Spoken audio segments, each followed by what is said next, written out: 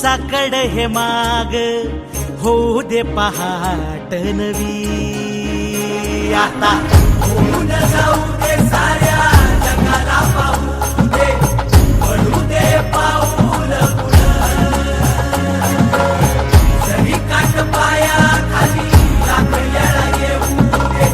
पडू दे पाऊल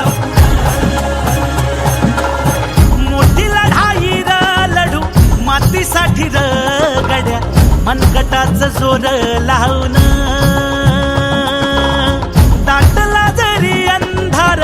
एकजूट होऊ आज दिवा देऊ तेज दावर